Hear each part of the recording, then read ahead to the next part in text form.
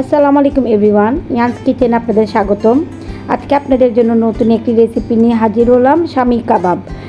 ঘরে থাকা অল্প উপকরণ দিয়েই আপনারা খুবই সহজে বাবুর্চির মতো শামী কাবাব ঘরে তৈরি করে ফেলতে পারবেন খুবই অল্প সময়ে। ছোট্ট একটি ইন্ট্রোর পর চলুন দেখি এই শামী কাবাবটি কিভাবে করা যায়।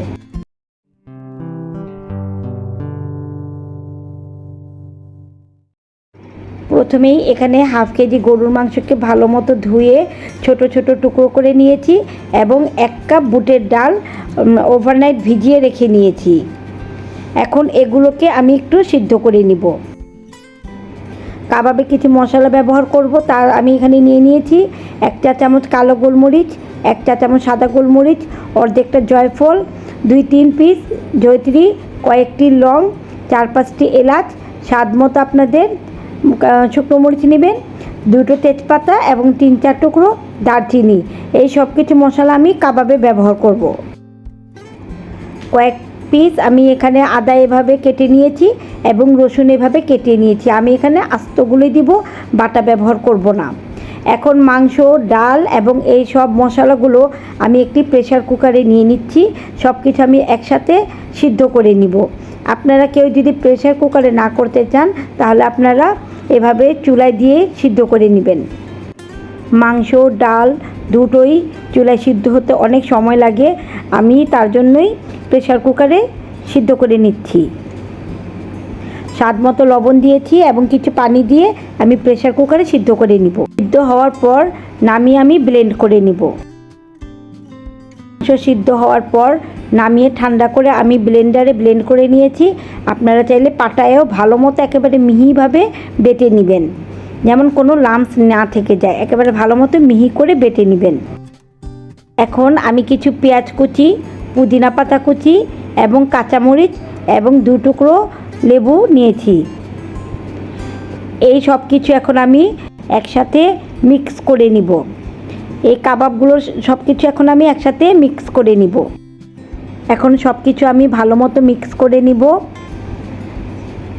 কাবাবের অনেক ধরনের রেসিপি আছে, কিন্তু আমার কাছে এই শামী কাবাবটা পার্সোনালি খুবই ভালো লাগে। আমি এর মধ্যে একটি ডিম দিয়ে দিয়েছি এবং লেবুর রস চিবিয়ে দিচ্ছি। ডিমটা আপনারা অবশ্যই দিবেন, কারণ কাবাবের একটা বাইন্ডিং ভালো আসবে এবং লেবুর রসের ফ্লেভারটাও খুব ভালো লাগবে। এখন সব কিছু আমি একটু ভালো মতো মিক্স করে নিব। আমি ঘরে থাকা সব মশলা দিয়েই এই কাবাবটা তৈরি করেছি, স্পেশাল কোনো মশলা আমি এর মধ্যে ব্যবহার করিনি। স্বাদ মতো লবণ দিবেন। এখন সব কিছু ভালোভাবে একটু মিক্স করে নিব। আপনারা এই শামী কাবাবটা অনেক দিন ফ্রোজেন করেও রাখতে পারবেন। আর আপনারা যদি এটি ফ্রোজেন করেন সেই অবস্থায় আপনারা পেঁয়াজ, কাঁচামরিচ এগুলো মিক্স করবেন না। এগুলো ছাড়াই কাবাবটা শুধু রাখবেন, যখন আপনারা খাবেন তখন আপনারা পেঁয়াজ, কাঁচামরিচ মিক্স করে নেবেন। আমার কাবাবটা রেডি। এখন আমি হাত দিয়ে ভালো মতো চ্যাপটা চ্যাপটা করে ভাগ ভাগ করে নিচ্ছি। এরকম করে নিলেই হবে।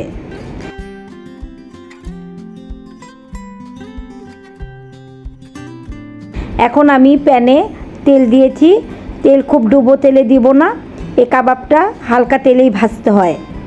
এবং এই শামী কাবাবটা আপনারা একটু পোড়া পোড়া করবেন, তাহলে দেখবেন একটা কাবাবের ফ্লেভারটাই খুবই ভিন্ন আসবে। আপনারা অনেক দিন চাইলে এটিকে ফ্রোজেনও করে রাখতে পারবেন।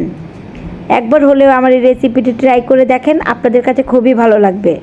হালকা তেলের মধ্যে আমি কাবাবগুলো সব ভেজে নিচ্ছি এবং কাবাবগুলোকে একটু পোড়া পোড়া করলে কাবাবের ফ্লেভারটা খুবই ভালো লাগবে। আমার কাবাবগুলো ভাজা হয়ে গিয়েছে, আমি একে একে সব তুলে নিচ্ছি। এই কাবাবটা আপনারা ফ্রোজেন করে অনেক দিন রেখে দিতে পারবেন। হঠাৎ করে কোনো গেস্ট বাসা চলে এলে কাবাবটি ভেজেও আপনি দিয়ে দিতে পারবেন। ভাজা হয়ে গিয়েছে, এখন পরিবেশন করে নিব। আমার রেসিপিটি ভালো লেগে থাকলে প্লিজ আমার ভিডিওটিকে লাইক, কমেন্ট এবং শেয়ার করে দিবেন। যারা এখনও আমার চ্যানেলটিকে সাবস্ক্রাইব করেননি তারা চটজলদি করে ফেলুন, এবং যারা করেছেন তাদের অসংখ্য ধন্যবাদ। আজ এই পর্যন্তই। আল্লাহ হাফেজ। আবার দেখা হবে নেক্সট কোনো রেসিপির সাথে।